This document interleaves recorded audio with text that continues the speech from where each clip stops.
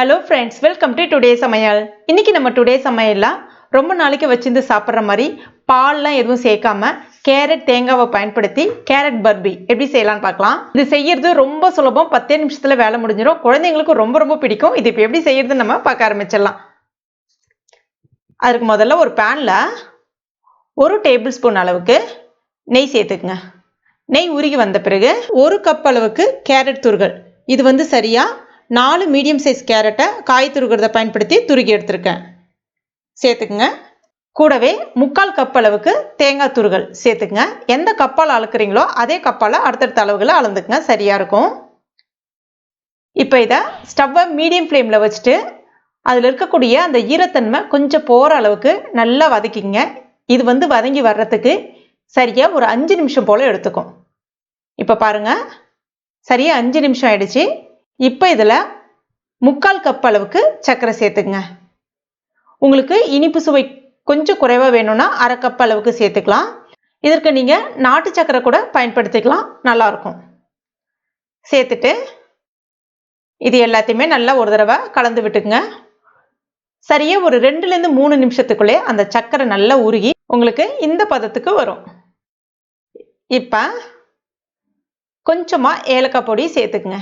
உங்களுக்கு தேவைப்பட்ட பாதாம் இல்லைனா முந்திரி பருப்பை நல்லா துருகிட்டு கூட நீங்கள் சேர்த்துக்கலாம். நான் இன்றைக்கி சேர்க்கல, சிம்பிளாக செய்கிறேன், ஆனால் டேஸ்ட்டாக இருக்கும். மறுபடியும் ஒரு 2 நிமிஷத்துக்கு நல்லா கலந்து விட்டுக்குங்க. அவ்வளோதான். அதில் இருக்கக்கூடிய அந்த நெய் வந்து லைட்டாக பிரிஞ்சு வர ஆரம்பிக்கும். இதுதான் வந்து சரியான பதம்.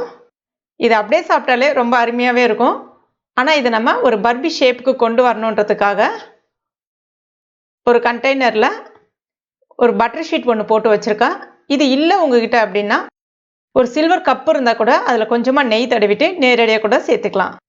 கொஞ்சமாக தான் செஞ்சுருக்கேன், அதனால் எல்லாத்தையுமே ஓரமாக தள்ளி விட்டுக்கலாம். அடுத்ததாக ஒரு ஸ்பூனை பயன்படுத்தி நல்லா லெவல் பண்ணி விட்டுக்குங்க. நல்லா மேலே சாஃப்டாக வர அளவுக்கு லெவல் பண்ணி விட்டுங்க. நான் பாதாமை 2ஆக கட் பண்ணிவிட்டு ஒரு 6 பீஸாக வெட்டுற அளவுக்கு அங்கங்கே ஒன்று வச்சுருக்கேன். இது இப்போ ஒரு 1/2 மணி நேரம் இருக்கட்டும், செட் ஆகட்டும் கொஞ்சம். இப்போ ஒரு 1/2 மணி நேரம் ஆயிடுச்சு. இப்போ லைட்டாக வந்து பீஸ் போட்டுக்கலாம். மறுபடியும் ஒரு 10 நிமிஷம் விடுங்க அதை, ஏன்னா கொஞ்சம் அந்த சூடு இருக்கும். நல்லா ஆற விட்டு சாப்பிட்டீங்கன்னா ரொம்ப அருமையாக இருக்கும். இது நல்லா ஆறிடுச்சு. இப்போ இதை மறுபடியும் நான் ஒரு தடவை வெட்டிக்கிறேன். அவ்வளோதான், தேங்காய் பர்பி ரெடி ஆயிடுச்சு. இது உடனே சாப்பிட்டாலும் அருமையாக தான் இருக்கும். இது வந்து பார்த்தீங்கன்னா ஆற உங்களுக்கு நல்லா திக்காக ஆரம்பிக்கும். ஆனால் உள்ளே வந்து நல்லா சாஃப்டாக இருக்கும். உள்ளே வந்து ஹார்டாலாம் ஆகாது, நல்லா சாஃப்டாக இருக்கும். இதே உங்களுக்கு நான் மறுநாள் காமிக்கிறேன் பாருங்கள், எப்படி இருக்குது பாருங்கள். ரொம்ப அருமையாக இருக்கும். கிட்டத்தட்ட இது நீங்கள் 1 வாரம் வரைக்கும் வச்சு சாப்பிட்லாம், வீணாக போகாது, ரொம்ப நல்லாயிருக்கும். வெளியிலே நார்மல் ரூம் டெம்பரேச்சர்லேயே வச்சு சாப்பிட்லாம். நீங்களும் உங்கள் வீட்டில் ட்ரை பண்ணி பாருங்கள். ட்ரை பண்ணிவிட்டு மறக்காமல் எனக்கு கமெண்ட் பண்ணுங்கள். இந்த வீடியோ பிடிச்சிருந்துன்னா லைக் பண்ணுங்கள். உங்கள் நண்பர்கள் மற்றும் ஃபேமிலி மெம்பர்ஸ் கூட மறக்காமல் ஷேர் பண்ணுங்கள். மேலும் இது போன்ற டேஸ்டி ரெசிபிகளுக்கு நம்ம டுடே சமையல் இது வரைக்கும் நீங்கள் சப்ஸ்கிரைப் பண்ணாத நண்பர்களாக இருந்தீங்கன்னா உடனே சப்ஸ்கிரைப் பண்ணிங்க. கூடவே மறக்காமல் அந்த பெல் நோட்டிஃபிகேஷன் சிம்பிளை ப்ரெஸ் பண்ணிங்க. தேங்க்யூ.